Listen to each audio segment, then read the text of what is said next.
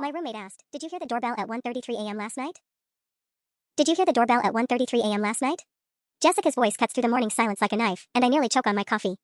She's standing in our tiny kitchen doorway, arms crossed, wearing that concerned expression that I've learned to dread over the past 4 months of living together. What doorbell? I set my mug down carefully, buying myself a few seconds to think. Our apartment doesn't get visitors at 1:33 a.m. Hell, our apartment barely gets visitors during normal hours. You didn't hear it? Her eyebrows shoot up in that practiced way that makes me feel like I'm losing my grip on reality. It rang 3 times. Really insistent. I thought maybe it was someone looking for you since you've been, having those episodes. Episodes. That's what she calls them now.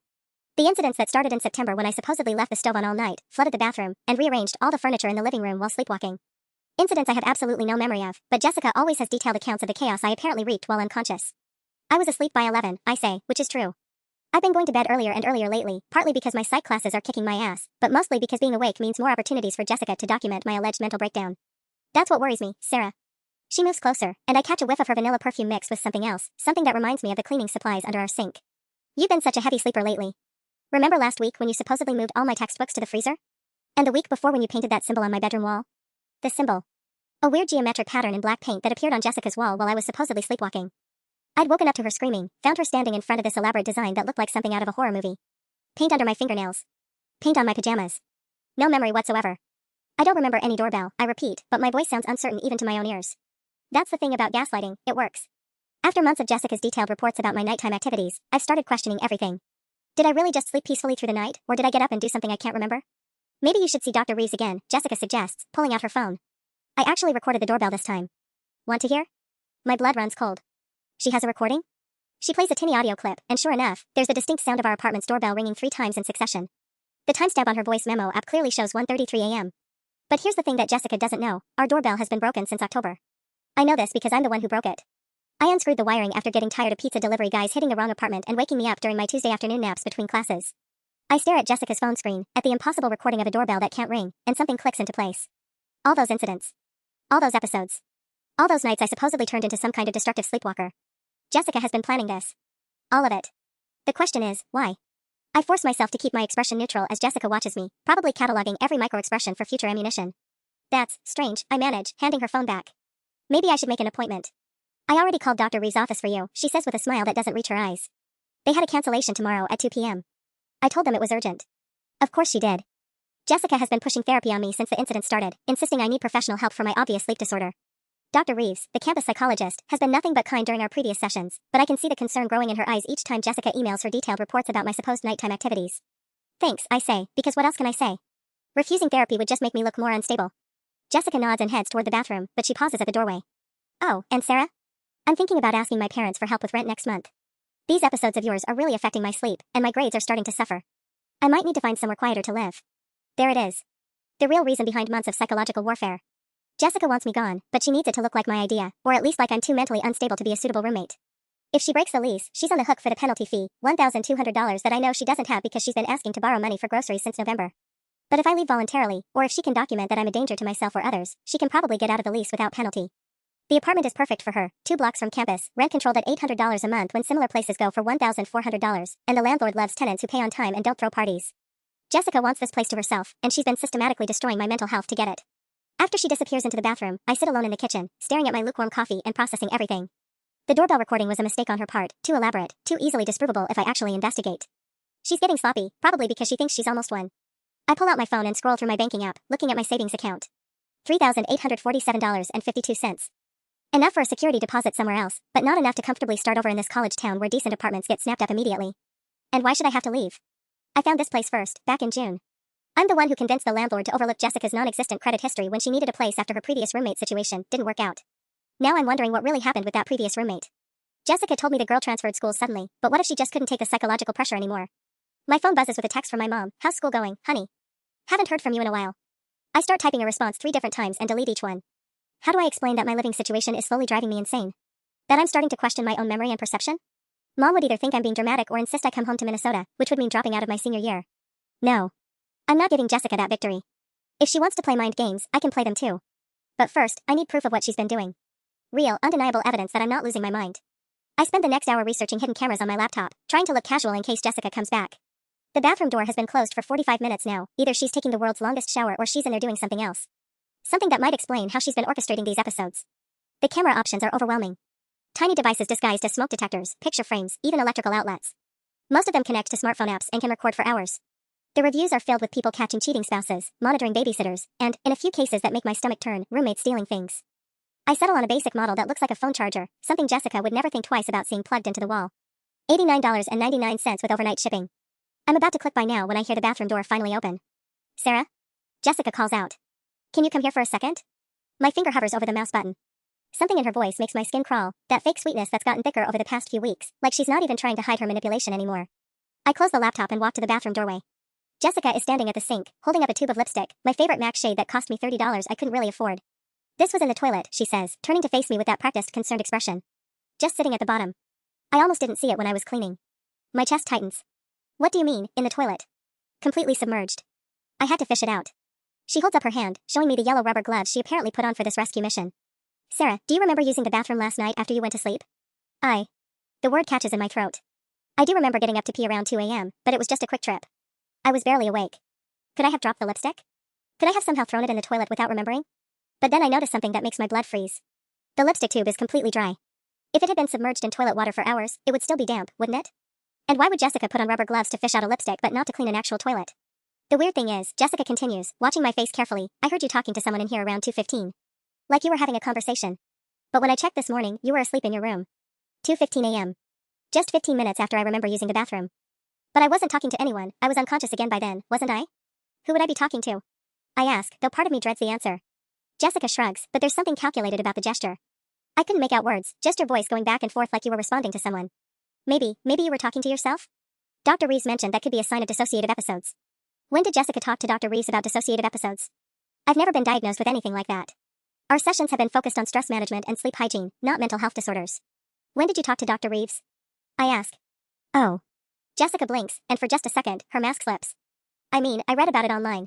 After you asked me to research sleep disorders last month. I never asked her to research anything. But calling her out on the lie would just give her ammunition about my faulty memory. I should get ready for class, I say instead, reaching for the lipstick. Jessica pulls it back slightly. Maybe we should throw this away? If you're putting things in toilets while sleepwalking, it might not be sanitary to use them. $30. Gone. Just like the textbook that supposedly fell into the bathtub, and the sweater that apparently got accidentally bleached in a load of laundry I don't remember doing. Right, I say. Good thinking. I watch her drop my lipstick into the trash can, and something hardens in my chest. Jessica has been systematically destroying my belongings, documenting my supposed mental breakdown, and planning my exit from this apartment. She spent months making me question my own sanity. But she made one crucial mistake with that doorbell recording. And now I'm going to make sure she pays for every single thing she's stolen from me, including my peace of mind. I click buy now on the camera as soon as I'm back in my room. Time to turn the tables. The camera arrives the next day while Jessica is at her advanced statistics class. I know her schedule better than my own by now. Tuesdays and Thursdays she's gone from 10:30 a.m. to 2:15 p.m., which gives me nearly 4 hours to work with. The package is smaller than I expected, about the size of a deck of cards. Inside, the fake phone charger looks completely normal, white plastic with a USB port, identical to the one I already have plugged in behind my desk. I download the app and spend 20 minutes figuring out how to sync it to my phone. The video quality is surprisingly good, and the motion detection feature means it'll only record when someone's actually in the room. I'm about to install it in the living room when I hear keys jangling in the hallway. Jessica isn't supposed to be back for 2 hours. I shove everything back in the box and sprint to my room, diving onto my bed just as the front door opens. Through my cracked door, I watch Jessica enter with someone I don't recognize, a guy with dark hair wearing a campus maintenance uniform. Thanks for coming so quickly, Jessica says, her voice sickeningly sweet. I know it's weird to request maintenance without telling my roommate, but she's been having some issues lately and I didn't want to worry her. My stomach drops. What is she doing? No problem, the guy says, setting down a toolbox. You said something about the doorbell? Yeah, it's been going off randomly in the middle of the night. Super loud, really jarring. I think there might be an electrical short or something. I grip my blanket so hard my knuckles go white. She's having the doorbell fixed. The doorbell that's been broken since October, the one that couldn't possibly have rung at 1:33 a.m. Let me take a look, the maintenance guy says. I hear him moving around near the front door, the sound of a screwdriver, some muttered cursing. After about 10 minutes, well, here's your problem. Looks like someone disconnected the wiring. Pretty deliberately, too, these screws didn't come loose on their own. Disconnected? Jessica's voice carries just the right note of confusion.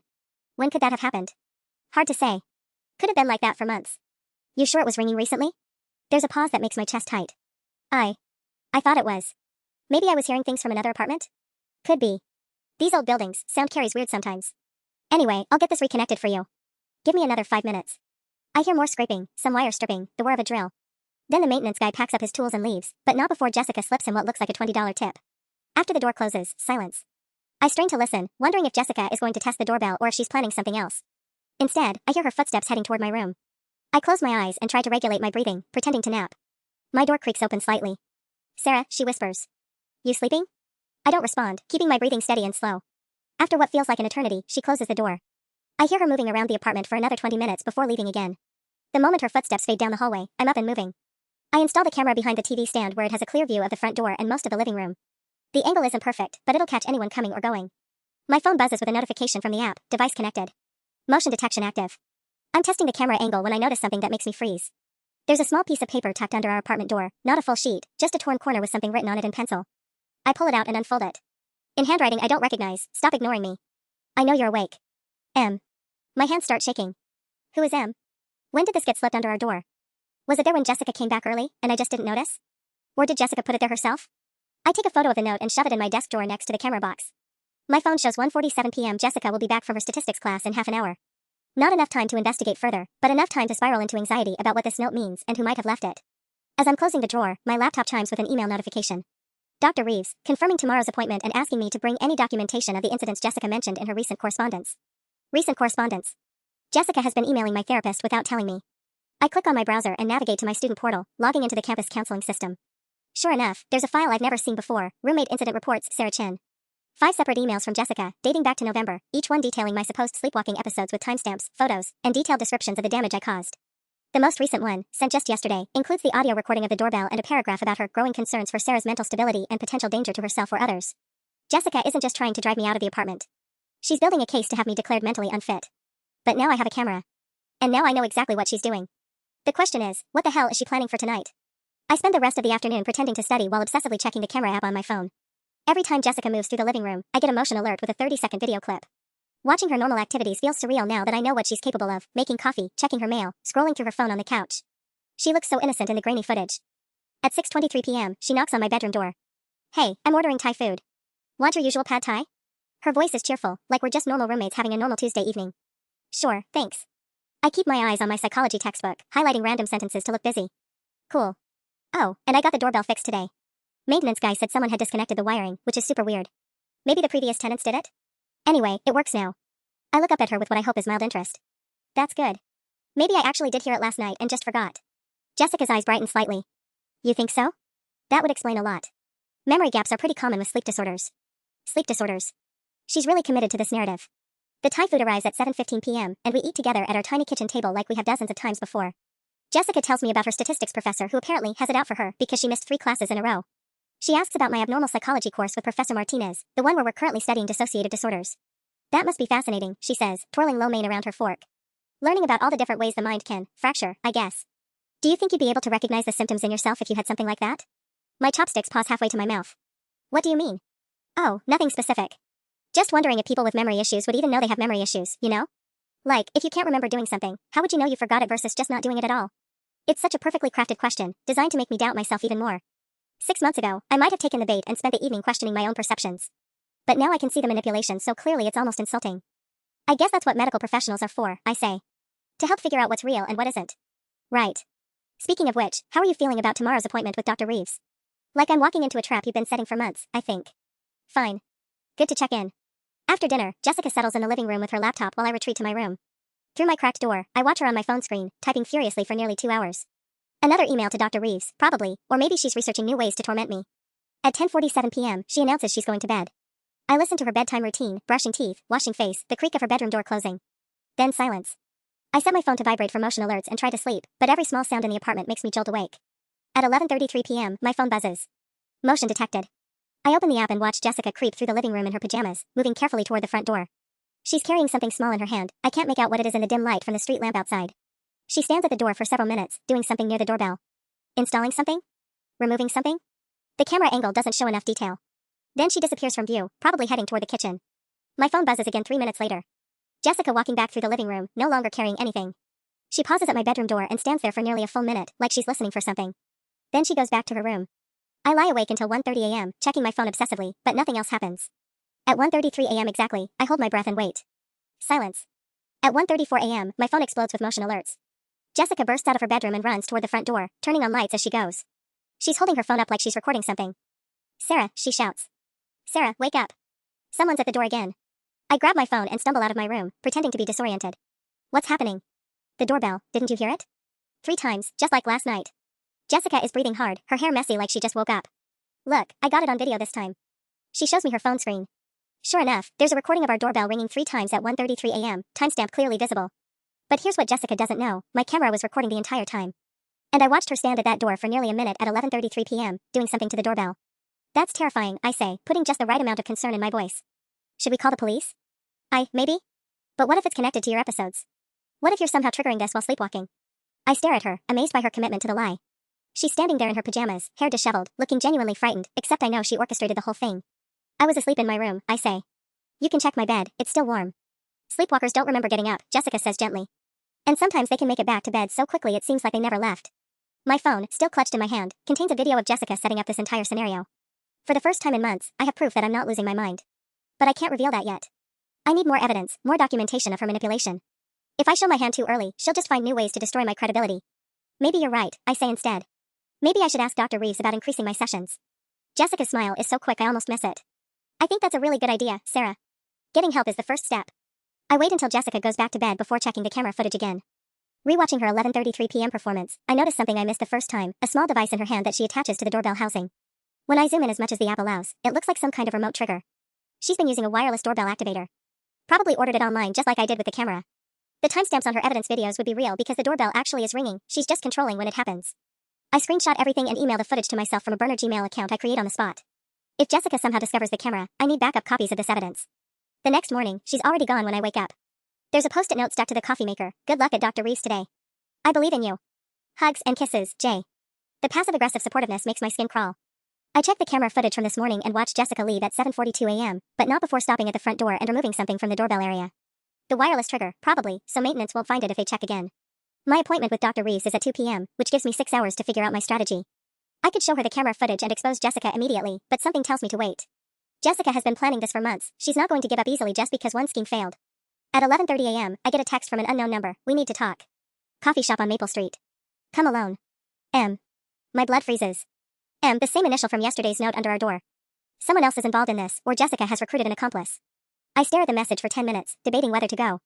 It could be a trap, Jessica setting up another episode to report to Dr. Reeves. But it could also be someone with information about what she's been doing. I grab my keys and head to Maple Street Coffee, a small place about 6 blocks from campus. It's mostly empty except for a few students with laptops and one older woman reading a paperback novel. I order a latte and find a table near the back, checking my phone every 30 seconds. At exactly noon, a girl with short blonde hair approaches my table. She's maybe 20, wearing a university sweatshirt and wire-rimmed glasses that make her look younger. Sarah, she asks quietly. I'm Madison. I sent the texts. Madison. I gesture for her to sit down, my heart racing. How do you know who I am? She pulls out her phone and shows me a photo of Jessica that looks like it was taken from across a parking lot. Because I lived with that psychopath last year. The previous roommate. The one who supposedly transferred schools. Jessica told me you left because of academics, I say carefully. Madison's laugh is bitter. Is that what she said?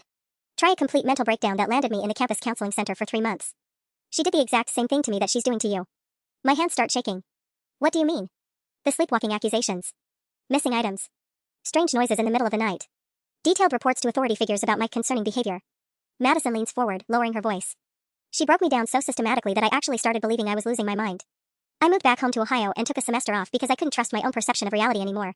Why didn't you report her? Report her for what? She never technically did anything illegal. And by the time I figured out what was happening, I looked like the crazy one. She had emails to my professors, documentation from the RA, even recordings of me having panic attacks in our apartment. Madison's voice cracked slightly. She made me sound completely unstable. This is worse than I thought. Jessica isn't just manipulative, she's a serial psychological abuser who targets roommates specifically. How did you know she was doing it to me? I ask. I've been keeping tabs on her social media. Last month she posted a story about her roommate situation being stressful, asking for advice about living with someone who has mental health issues. She used the same language she used about me.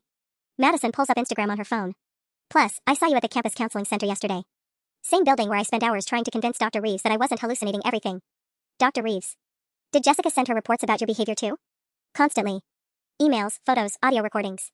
By the end, Dr. Reeves was more concerned about my episodes than about my actual mental health. Madison closes Instagram and looks directly at me.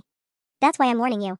Whatever Jessica has planned for today, whatever she's told Dr. Reeves about you, don't go to that appointment unprepared. What do you mean? Madison reaches into her backpack and pulls out a manila folder. I kept copies of everything from last year. Jessica's emails to Dr. Reeves about me, the incident reports she filed with housing, even some of her fake evidence. The patterns are identical to what she's probably doing to you. She slides the folder across the table. The wireless doorbell trigger, the planted items, the sleep disruption techniques, she used all of it on me. I just didn't have proof when it mattered. I open the folder and my stomach drops. Email after email from Jessica to Dr. Reeves, each one painting Madison as increasingly unstable. Photos of damaged items, recordings of strange noises, detailed logs of Madison's supposed nighttime activities. Jessica Chen requests emergency housing transfer due to roommate's escalating psychological episodes and potential danger to others. Roommate discovered talking to herself in bathroom at 3:17 a.m., became agitated when questioned. Found roommate's jewelry in freezer again, third incident this week. The emails are dated from September through December of last year. Jessica spent 4 months systematically destroying Madison's credibility before filing for the housing transfer. She's going to try to get you declared mentally unfit, Madison says quietly. Either you'll leave voluntarily, or she'll have enough documentation to force a housing change in her favor. Same endgame she used on me. I close the folder, my mind racing. Jessica is already 4 months into the same timeline she used on Madison. My appointment with Dr. Reeves this afternoon isn't just therapy, it's probably the beginning of Jessica's final push to have me removed. Madison, I say slowly, how would you feel about helping me turn the tables on her? For the first time since sitting down, Madison smiles. Madison and I spend the next hour planning. She knows Jessica's patterns better than anyone, the timing of her manipulations, her favorite psychological pressure points, even the specific language she uses in her documentation. More importantly, Madison has something I desperately need, credibility with Dr. Reeves. She'll remember me, Madison explains, pulling up Dr. Reeves' contact information on her phone. I was her patient for 3 months. If I email her today asking to provide context for your session, she'll take it seriously. But won't that just make me look more unstable? Like I'm recruiting former patients to back up my story? Madison shakes her head. Not if I frame it right. I'll say I've been working with a therapist in Ohio who helped me realize I was a victim of psychological manipulation. That I have documentation proving Jessica's pattern of behavior, and I want to prevent what happened to me from happening to someone else. It's risky, but it's also our best shot at getting ahead of Jessica's narrative. I hand Madison my phone and watch her type out a careful email to Dr. Reeves, striking a perfect balance between concerned and professional. There, she says, hitting send. That should buy us some credibility. But you still need more current evidence. What you showed me from last night is good, but you need her admitting to what she's doing. I check the time on my phone, 12:47 p.m. My appointment is in an hour and 15 minutes. How am I supposed to get a confession in the next hour? You don't. You get it tonight. Madison leans forward, her voice dropping to a whisper. Jessica thinks she's won. She thinks today's appointment will be the final nail in your coffin. That means she's going to be cocky, maybe careless. She pulls out a small device I don't recognize, about the size of a thumb drive with a tiny microphone attached. Voice recorder. 36-hour battery life, motion activated. I bought it last year when I was trying to prove Jessica was sneaking into my room, but I never got the chance to use it. Where would I even put it? Kitchen, Madison says immediately. Jessica always goes there after she thinks you're asleep. I caught her going through my stuff dozens of times, food, mail, anything that might give her ammunition. If you can get her talking to herself, or better yet, on a phone call with someone about her plan, you'll have everything you need. The voice recorder is smaller than I expected, barely noticeable when I tuck it into my palm. Madison shows me how to activate it with a double tap, how to check the battery level, how to transfer files to my phone via Bluetooth. One more thing, she says, reaching into her backpack again. Jessica's going to escalate tonight. She always does after therapy sessions don't go the way she planned. Last year, the night after my final appointment with Dr. Reeves, she staged the worst episode yet. Made it look like I destroyed half our apartment in a sleepwalking rage. My stomach clenches. What did she actually do? Rearranged furniture, broke dishes, even tore pages out of my textbooks and scattered them around. Then she called campus security at 3 a.m. claiming she was afraid for her safety. I woke up to 2 officers in our living room and Jessica crying about how I'd lost control again. The mental image makes me nauseous. Did they believe her? Completely. I had no memory of doing any of it because I'd been asleep the entire time, but there was my stuff everywhere, and Jessica had photos documenting the whole scene. Madison's jaw tightens. Housing moved me to emergency temporary placement that same day. I never even got to go back for most of my belongings. I stared down at the voice recorder, feeling its weight in my palm. Jessica is planning something similar for tonight, I'm sure of it. She'll wait until she thinks I'm asleep, then create some elaborate scene that will justify her final push to get me removed from the apartment. But this time, I'll be ready. Madison, I say quietly, what if we turned her own tactics against her? What if instead of just trying to catch her in the act, we made her think she was losing her mind? Madison's eyes light up with something that looks like vindication. What did you have in mind? I glance around the coffee shop to make sure no one can overhear us, then lean across the table. Jessica thinks she's the only one who can play psychological games. But I've been studying abnormal psychology for 3 years. I know exactly which buttons to push. That's dangerous territory, Sarah. If you get caught manipulating her, it'll destroy any credibility you have. Only if I get caught, I say. But Jessica's so confident in her own scheme that she won't see it coming.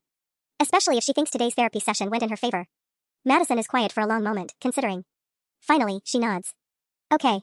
But we do this smart. Document everything, keep your evidence clean, and have an exit strategy if it goes wrong. We shake hands across the table like we're sealing a business deal. In a way, we are a partnership aimed at taking down someone who's made psychological torture into an art form. At 1:30 p.m., I head back to campus for my appointment with Dr. Reeves, the voice recorder tucked safely in my backpack and Madison's folder of evidence under my arm. For the first time in months, I'm walking into Jessica's trap with my eyes wide open. The real game is about to begin. Dr. Reeves' office feels different this time. Maybe it's because I know Jessica has been feeding her a carefully constructed narrative for months, or maybe it's the weight of Madison's evidence folder in my lap, but the familiar beige walls and generic motivational posters seem almost sinister now. Sarah, thank you for coming in on short notice. Dr. Reeves settles into her chair across from me, tablet in hand. Jessica expressed some concerns about your recent episodes, and I received an interesting email from Madison Torres this morning. My heart skips. Madison emailed you? She did. She mentioned you two had connected, and she wanted to provide some context about her experience with Jessica last year. Dr. Reeves taps her tablet screen. It's quite concerning, actually.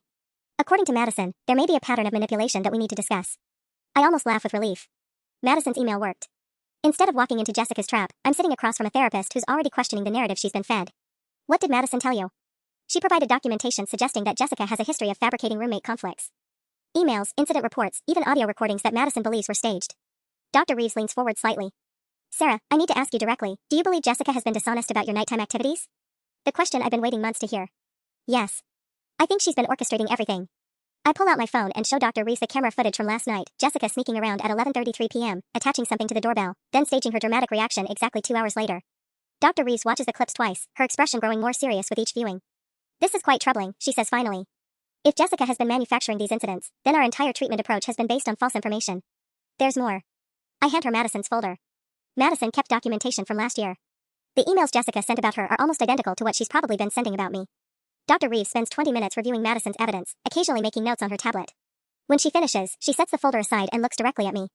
Sarah, I owe you an apology. I should have questioned the consistency of these reports earlier. Jessica's documentation seemed so thorough, and she presented as genuinely concerned for your well-being. She pauses. I'm going to file a report with the housing department about this pattern of behavior. What happens next? Officially? Housing will investigate Jessica's conduct and determine if any violations have occurred. Unofficially? Dr. Reeves' expression hardens. I'm going to make sure she doesn't do this to another student. I leave the appointment feeling lighter than I have in months. For the first time since September, someone in authority believes me instead of Jessica. But as I walk across campus toward my apartment, Madison's warning echoes in my head. Jessica always escalates after therapy sessions don't go her way. My phone buzzes with a text from Jessica. How did it go with Dr. Reeves? Hope you're feeling better about everything. Making your favorite pasta for dinner tonight. Red heart. The heart emoji makes my skin crawl. She has no idea that her entire scheme just collapsed, and she's planning some kind of celebration dinner. I text back, went well, thanks. Pasta sounds great. When I get home at 4:17 p.m., Jessica is in the kitchen stirring marinara sauce, humming cheerfully. She looks up when I enter, her smile so bright it's almost blinding. There's my roomie. You look so much more relaxed. I knew Dr. Reeves would help. If only she knew. I watch Jessica bustle around the kitchen, adding herbs to the sauce, boiling water for pasta, setting the table with our mismatched plates. She's in such a good mood that she doesn't notice me slip the voice recorder behind the coffee maker, its tiny microphone positioned perfectly to catch conversations in the kitchen and living room. Dr. Reeves wants to adjust my treatment plan, I say carefully, testing the waters. She thinks the sleepwalking might be caused by stress rather than a deeper psychological issue. Jessica's stirring motion falters for just a second. Oh. That's interesting. Did she say anything about the incident reports I sent? She mentioned them. Said they were very helpful for understanding the scope of the problem. The lie comes easily, and Jessica's shoulders relax. She thinks Dr. Reeves is still on her side, still believing the narrative she's constructed. We eat dinner together like a normal Tuesday evening, Jessica chattering about her classes while I make appropriate responses. But I can see something calculating in her eyes, like she's already planning whatever comes next. Madison was right, tonight is going to be the grand finale. At 9:23 p.m., Jessica announces she's going to study in her room. I retreat to my own room and pull up the camera app on my phone, watching her normal bedtime routine through the grainy footage. But tonight feels different. There's an energy in her movements, a purposefulness that makes my stomach clench with anxiety. At 11:47 p.m., my phone vibrates with a motion alert. Jessica emerges from her room carrying what looks like a large duffel bag. She sets it down in the living room and begins pulling items out, my textbooks, my laptop, even my winter coat from the closet. What the hell is she doing? I watch in horrified fascination as Jessica arranges my belongings around the living room in seemingly random patterns. Books scattered across the floor, my laptop placed precariously on the arm of the couch, my coat draped over the coffee table. It looks like someone went through the apartment in a destructive rage. Then she pulls out her phone and starts taking photos, documenting the destruction from multiple angles. Each shot is carefully composed to look as chaotic and concerning as possible. My phone buzzes again. Jessica walking toward the kitchen, directly toward where I placed the voice recorder. She stops at the counter and pulls out her phone, dialing a number. Mom? I know it's late, but I need help. Her voice carries perfectly to where the recorder is hidden. Sarah had another episode tonight. A really bad one. She destroyed half the apartment and I don't think it's safe for me to stay here anymore. I grip my phone so hard my knuckles turn white. She's calling her mother to establish a timeline, creating witnesses to her fabricated crisis. No, she's asleep now, but Mom, it was terrifying. She was throwing things, talking to people who weren't there. I got it all on video. Jessica's voice cracks with fake emotion. I think I need to call campus security. I'm scared she's going to hurt herself or me. The conversation continues for another 10 minutes, Jessica painting herself as a concerned roommate who's reached the end of her rope with my dangerous behavior. She's building a paper trail, establishing her narrative with someone who will back up her version of events. After she hangs up, I watch her return to the living room and take more photos, then carefully return everything to its normal position. The apartment looks exactly the same as it did an hour ago, but Jessica now has photographic evidence of my latest destructive episode. At 12:33 a.m., she disappears back into her room. I wait 20 minutes, then sneak out to retrieve the voice recorder. The device has captured everything, Jessica's conversation with her mother, the sounds of her staging the scene, even her muttering to herself about camera angles and lighting. I have her confession. I have video evidence of her setting up the fake destruction. I have Madison's testimony about the pattern of behavior. Jessica's reign of psychological terror is about to end. But first, I'm going to give her a taste of her own medicine. I spent the next 3 hours planning Jessica's psychological downfall with the same methodical precision she used on me and Madison. If she wants to play mind games, I'll show her what 4 years of psychology courses can really accomplish. At 3:47 a.m., I creep out of my room and begin phase 1. Jessica is a heavy sleeper when she thinks she's won. I learned that during finals week last semester when she slept through a fire alarm. Tonight, drunk on her perceived victory, she'll be even more unconscious to the world around her. I start with subtle displacement. Her coffee mug moved from the cabinet to the bathroom counter. Her statistics textbook relocated from her desk to the kitchen table, bookmark carefully preserved at page 247. Her favorite pen, the blue Pilot G2 she guards obsessively, transferred from her pencil case to the living room windowsill. Small changes. Things that could be explained away as absent-mindedness or simple forgetfulness. Jessica taught me that gaslighting works best when the victim can't be completely sure something is wrong. At 4:23 a.m., I moved to phase 2. Using skills learned from my research methods class, I craft a fake email account, email protected. The address looks legitimate enough to pass a casual glance, but obviously fake if anyone investigates closely. I draft a message to Jessica's university email. Ms. Chen, this is regarding your housing accommodation request submitted November 15th. We need to schedule an immediate interview regarding discrepancies in your documentation. Several of your incident reports contradict witness statements we've received. Please respond within 24 hours to avoid academic disciplinary action. Patricia Williams, Student Housing Coordinator. Patricia Williams is a real person. I looked her up in the university directory. But her actual email uses a different format, and she works in financial aid, not housing. Jessica won't know that at 4:30 a.m. when she's panicking about potential consequences. I scheduled the email to send at 6:45 a.m., right when Jessica typically checks her phone before getting up. The timestamp will make it look like official university business sent during normal administrative hours. Phase 3 requires more creativity. Jessica's biggest fear, based on what I've observed, is losing control of her carefully constructed narratives.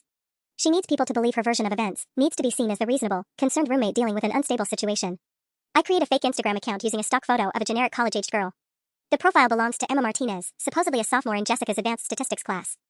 Over the next hour, I build Emma's social media presence with strategic posts and carefully curated content. Then Emma sends Jessica a DM, "Hey girl. Heard through the grapevine that you're having roommate drama. My friend Madison Torres mentioned you two lived together last year? Anyway, if you need someone to talk to, I'm here. Some of us have been talking and we're concerned about the pattern, hope you're okay."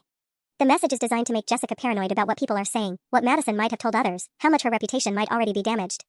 The phrase pattern of behavior will trigger every anxiety she has about being exposed. At 5:15 a.m., I return to my room and set my alarm for 7:30 a.m. Phase 4 will happen in the morning, when Jessica discovers the email and Instagram message. I need to be awake to observe her reaction, to document how she handles having her own psychological tactics turned against her. My phone shows 17 motion alerts from the camera between midnight and 5 a.m., a perfect record of Jessica staging her fake destruction scene. Combined with the voice recording of her conversation with her mother, I have enough evidence to destroy her credibility completely. But evidence isn't enough anymore. Jessica spent months systematically attacking my mental health, making me question my own perception of reality. She tried to isolate me from support systems, destroy my academic standing, and potentially have me declared psychologically unfit. She deserves to experience exactly what she put me and Madison through. Tonight was just the appetizer. Tomorrow, Jessica's going to learn what it feels like when your carefully controlled world starts unraveling, when you can't trust your own memory, when the people you thought supported you begin questioning your version of events. I fall asleep at 5:43 a.m. with my phone next to my pillow, motion alerts enabled. Whatever Jessica does when she discovers my little surprises, I'll have it all recorded. The predator is about to become the prey. My alarm goes off at 7:30 a.m., but I've been awake since 6:52, listening to Jessica's morning routine through the thin walls. The shower ran for exactly 8 minutes, her usual Tuesday schedule. Now I can hear her moving around the kitchen, probably making her standard breakfast of Greek yogurt and granola. At 7:41 a.m., my phone buzzes with a motion alert. I open the camera app and watch Jessica standing at the kitchen counter, staring at her phone with a confused expression. She found the fake email from Patricia Williams about housing discrepancies. She reads it 3 times, scrolling up and down, her brow furrowed deeper with each pass. Then she opens her laptop and starts typing furiously, probably trying to log into the housing portal to check if there's actually a complaint filed against her. I slip out of bed and crack my door open, listening to her muttered cursing from the kitchen. What the hell? I never submitted anything on November 15th, discrepancies in documentation? What witnesses? Phase 1 is working perfectly. Jessica's carefully controlled world is starting to show cracks, and she's responding exactly how I predicted, with panic and attempts to regain control through information gathering. At 7:56 a.m., another motion alert. Jessica pacing the living room now, phone pressed to her ear. I can hear her half of what sounds like a voicemail. "Hi, this is Jessica Chen calling about an email I received from Patricia Williams regarding housing. I think there might be some mistake, please call me back at." She hangs up and immediately starts dialing another number. Her movements are sharp, agitated, nothing like the calm, calculated person who spent months orchestrating my psychological torture. I check my fake Emma Martinez Instagram account and see that Jessica has viewed the direct message I sent. She hasn't responded yet, but the message shows as read at 7:23 a.m. She's probably trying to figure out who Emma is, how much this supposed classmate actually knows. My phone rings at 8:14 a.m. Jessica's contact photo fills the screen, that fake bright smile I've learned to associate with manipulation and lies. "Sarah? I know you're probably still sleeping, but I need to ask you something weird." Her voice sounds strained, lacking its usual sickeningly sweet tone. "Did anyone from housing contact you recently? About our apartment or—" "I don't know, roommate issues?" I make my voice groggy, like she just woke me up. Housing? No, why? I got this bizarre email about some complaint and documentation discrepancies. It doesn't make any sense. I never filed anything with housing, and they're claiming there are witness statements that contradict. She trails off, probably realizing she almost revealed too much about her actual activities. That does sound weird, I say, injecting just enough concern to sound supportive. Maybe it's a phishing scam? I've heard about students getting fake emails from people pretending to be university officials. Maybe. But Jessica doesn't sound convinced. Sarah, has anyone been asking you questions about me? Other students, or maybe someone claiming to know my previous roommates? My heart rate spikes. She's already connecting dots, already suspicious that someone might be investigating her pattern of behavior. Jessica's paranoia is kicking in faster than I expected. Not that I can think of. Why would someone be asking about you? I don't know. It's probably nothing. She pauses, and I can hear papers shuffling in the background. I might be home late tonight. I need to sort some things out on campus. After she hangs up, I watch through the camera as Jessica tears through her room, looking for something. She emerges 20 minutes later carrying a small cardboard box, moving with a kind of frantic energy that suggests she's trying to hide evidence. At 8:47 a.m., she leaves the apartment, but not before I catch her checking and double-checking that the front door is locked. Jessica's losing the confidence that sustained her manipulation campaign. She's starting to feel vulnerable, exposed. My phone buzzes with a text from Madison. How did last night go? Any developments? I sent her screenshots of Jessica's staged destruction scene and the audio file of her conversation with her mother. Madison's response comes back immediately. Holy shit. This is exactly what she did to me. Do you have enough to take her down now? I could end this today. I could send everything to Dr. Reeves and housing, watch Jessica face consequences for months of psychological abuse. But something stops me from typing yes. Jessica made me question my own sanity for 4 months. She isolated me, destroyed my belongings, tried to convince everyone around me that I was mentally unstable. She did the same thing to Madison, and probably to other roommates before her. Evidence and official complaints will stop her, but they won't make her understand what it feels like to be on the receiving end of systematic psychological manipulation. I text Madison back, soon. But first, I want her to experience what she put us through. Madison's response takes several minutes. Be careful, Sarah. Don't become her. But I'm not becoming Jessica. I'm giving her a dose of her own medicine, showing her exactly what she's been doing to innocent people. There's a difference between calculated cruelty and justified consequences. At least, I hope there is.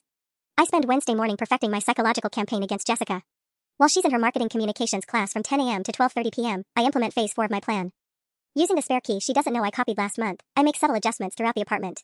Her advanced statistics homework, which she left perfectly organized on her desk, gets reshuffled, not destroyed, just reordered so pages 3 and 7 are swapped with pages 12 and 15. Her color-coded highlighter system gets mixed up, with a pink and yellow cap switched. Most importantly, I relocate her prescription anxiety medication from the bathroom medicine cabinet to her sock drawer. Jessica takes Lexapro daily. I've seen her pop the white pills every morning for months. When she can't find them in their usual spot, she'll have that heart-dropping moment of panic I know so well from my own missing items. At 11:47 a.m., I send another message from the fake Emma Martinez account. Hey, just wanted you to know that Madison Torres reached out to several girls in our class. She's been showing people emails and photos from last year.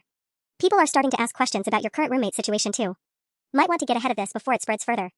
The message is carefully crafted to make Jessica feel like her reputation is crumbling in real time, that people are actively investigating her behavior. The beauty is that it's partially true. Madison did reach out to Dr. Reeves and provide documentation. Jessica won't know how much is real versus manufactured paranoia. My phone buzzes at 12:18 p.m. with a frantic call from Jessica. Sarah, I need to ask you something and I need you to be completely honest with me. Her voice is tight, strained. Have you been in my room today? I paused just long enough to sound confused. Your room? No, why would I go in your room?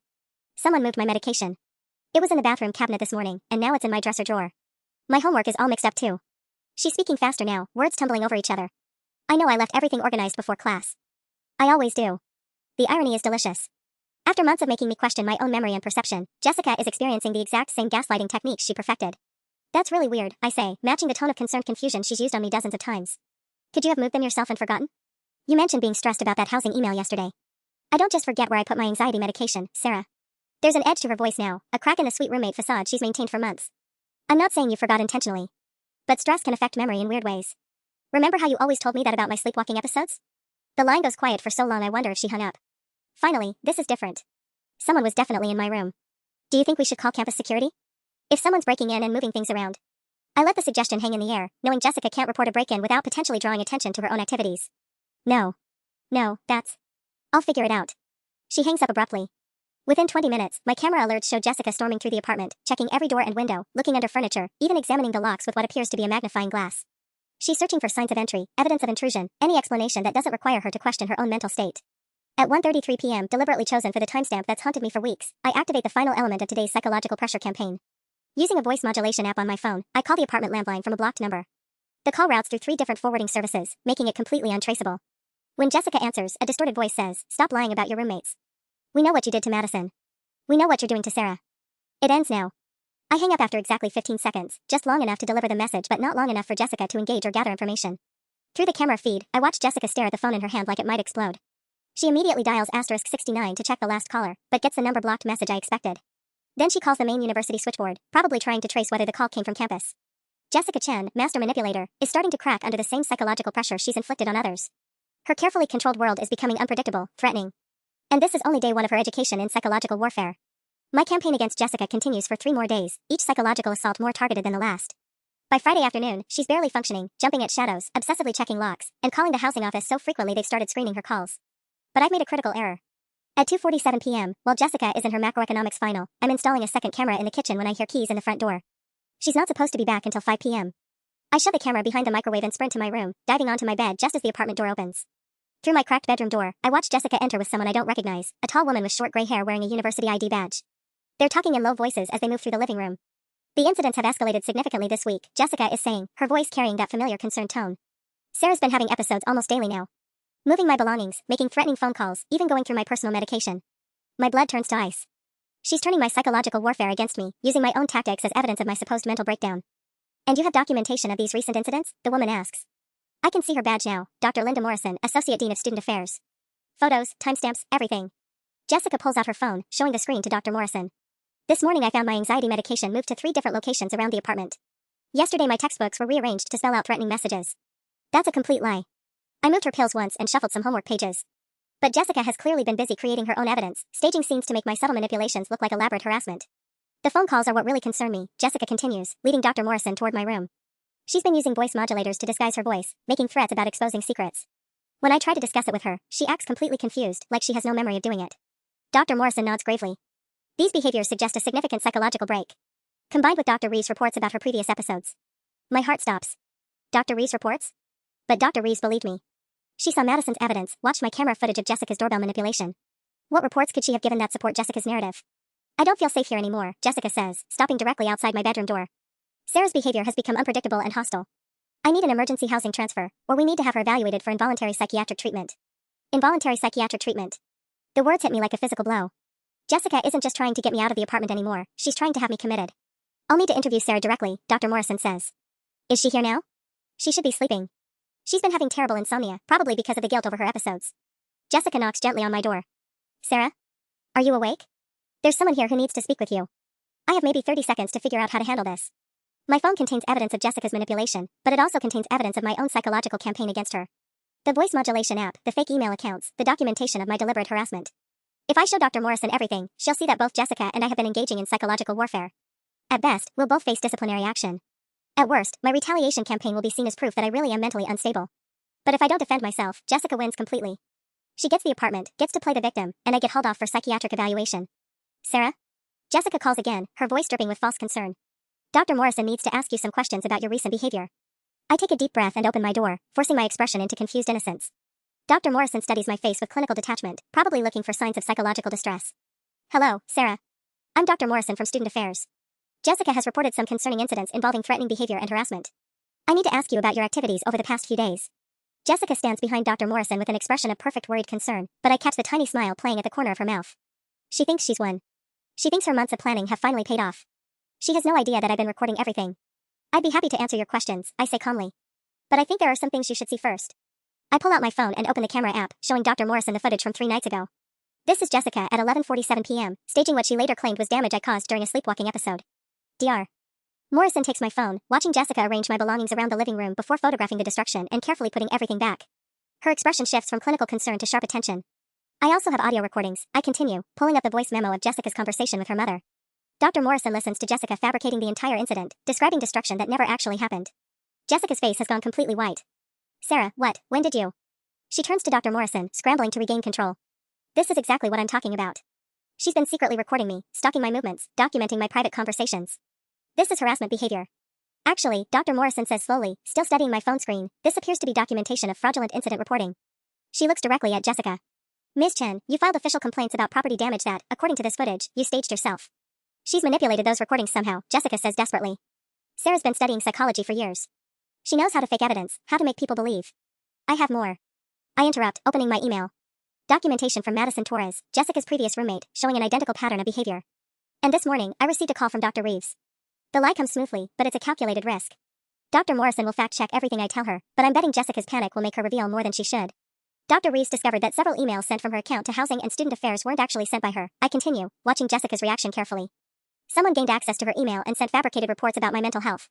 Jessica's eyes widen in genuine shock. That's impossible. I never. How would anyone even? She stops abruptly, realizing she's about to confess to something. Dr. Morrison's attention focuses on Jessica like a laser. Ms. Chen, do you have access to Dr. Reeves' email credentials? No. Of course not. Sarah's making this up to deflect from her own behavior. But Jessica's voice lacks conviction now. She's realized she's walked into a trap, but she can't figure out how much of what I'm saying is true versus strategic misdirection. The truth is, I have no idea if anyone hacked Dr. Reeves' email. But Jessica's reaction tells me she knows more about those fabricated reports than she should. Her panic is making her sloppy. I think we need to involve campus IT security, Dr. Morrison says, making notes on her tablet. If someone has been sending unauthorized emails from faculty accounts, that's a serious breach that needs investigation. Wait. Jessica's voice cracks. I think there might be some confusion here. Maybe we should discuss this privately before involving IT. Dr. Morrison looks up from her tablet. Ms. Chen, is there something you need to tell me about these email communications? I watch Jessica calculate her options, seeing the exact moment she realizes her elaborate scheme is collapsing. She spent months building a perfect psychological trap, but she never planned for someone fighting back with evidence and documentation. I want to speak with a lawyer, Jessica says finally. I'm not saying anything else without legal representation. Dr. Morrison nods grimly. That might be wise, Ms. Chen. This investigation is just beginning.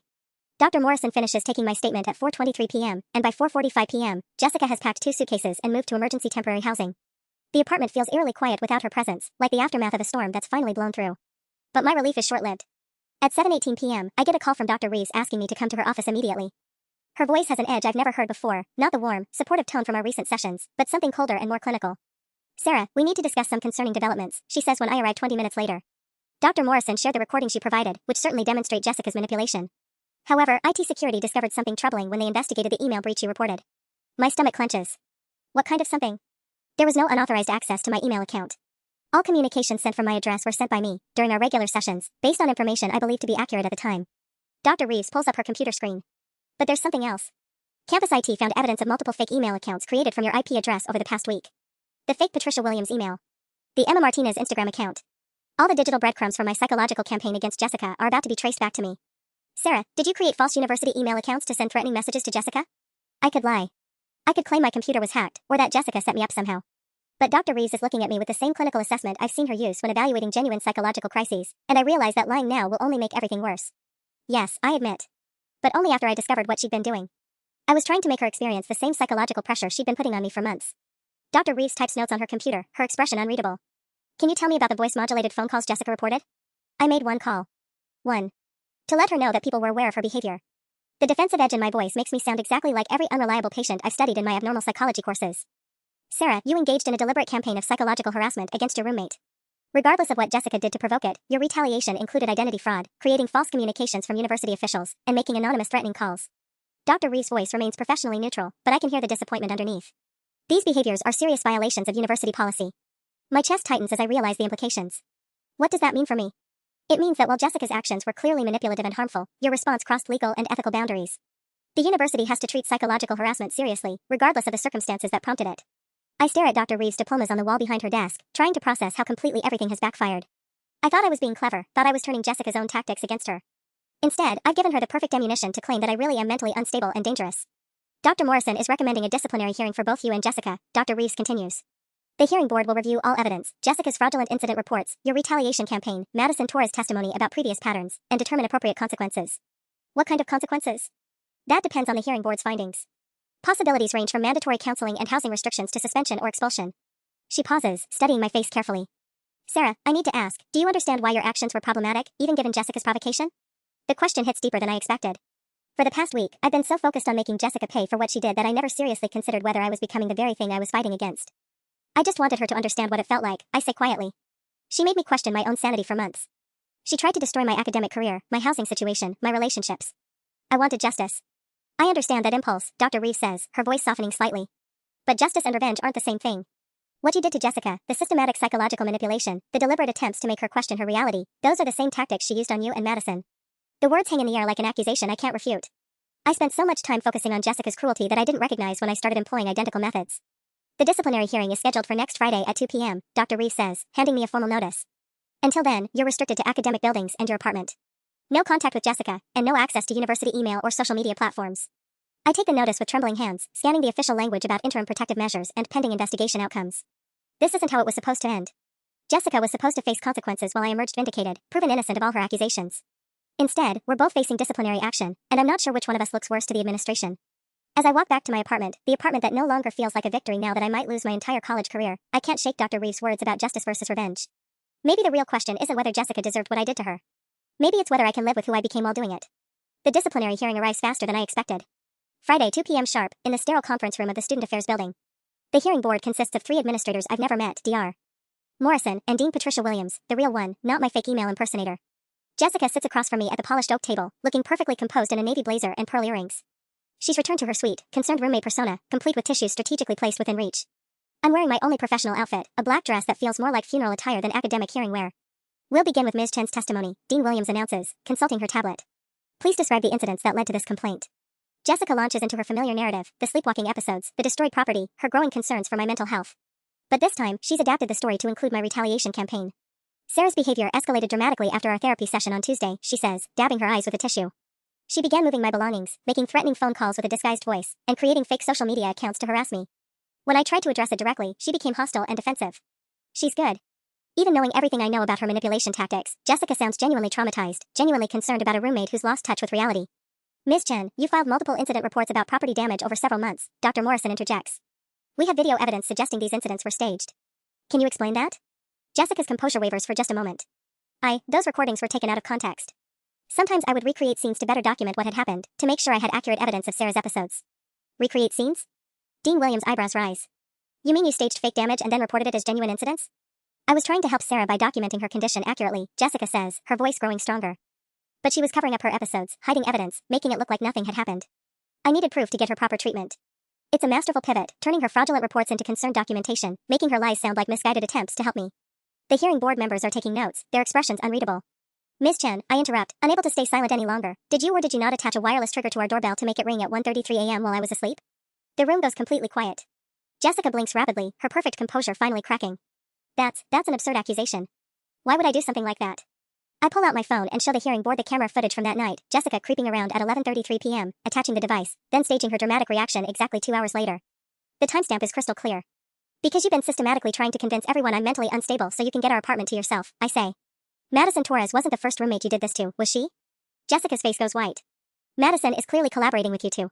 Actually, Dean Williams interrupts, consulting her notes, we contacted Ms. Torres independently. She provided documentation of identical behavior patterns from last year, including audio recordings and email evidence we verified through our IT department. The air seems to leave Jessica's lungs all at once. She looks around the room like she's searching for an escape route that doesn't exist. Furthermore, Dr. Morrison adds, we investigated your claim about unauthorized access to Dr. Reeves' email account. There was no breach. However, we did discover that you submitted falsified medical documentation to support your housing transfer request. Jessica's hands start shaking. The carefully constructed facade she's maintained for months is crumbling in real time, and everyone in the room can see it happening. Ms. Chen, Dean Williams says formally, based on the evidence presented, you engaged in systematic harassment, fraud, and psychological manipulation of multiple roommates over an extended period. These actions constitute serious violations of our student conduct code. Jessica finally breaks. She made me do it, she screams, pointing at me across the table. Sarah turned everyone against me with her lies and her recordings. She destroyed my reputation, my relationships, everything I worked for. The outburst confirms everything the hearing board suspected about her mental state and manipulative tendencies. 3 administrators watch in clinical fascination as Jessica Chen, master gaslighter, has her own psychological breakdown in front of witnesses. Ms. Chen, you're dismissed from this hearing, Dean Williams says calmly. Security will escort you out. After Jessica leaves, still protesting her innocence, the room feels lighter somehow. The 3 board members confer quietly while I sit in my chair, finally understanding that the real hearing was never about my retaliation campaign. It was about documenting Jessica's pattern of abuse for the official record. Ms. Sarah Chen, Dean Williams announces, while we cannot condone your retaliatory actions, the evidence clearly shows you were responding to months of systematic psychological harassment. You're required to complete 20 hours of community service and attend weekly counseling sessions for the remainder of the semester. Relief floods through me so completely I almost cry. What about Jessica? Ms. Jessica Chen is suspended pending criminal investigation for fraud and harassment. She's also permanently banned from university housing. I walk out of the Student Affairs building at 4:17 p.m., officially vindicated and free to return to my normal life. The late afternoon sun feels warmer than it has in months, and for the first time since September, I'm not looking over my shoulder or questioning my own memory. My phone buzzes with a text from Madison, heard through the grapevine that justice was served today. Coffee tomorrow to celebrate? I text back immediately, absolutely. My treat. As I unlock the door to my apartment, where I can live without fear or manipulation or psychological warfare, I realize that Dr. Reeves was right about justice versus revenge. Justice meant exposing the truth and protecting future victims. Revenge would have meant becoming Jessica myself. The difference, it turns out, is everything.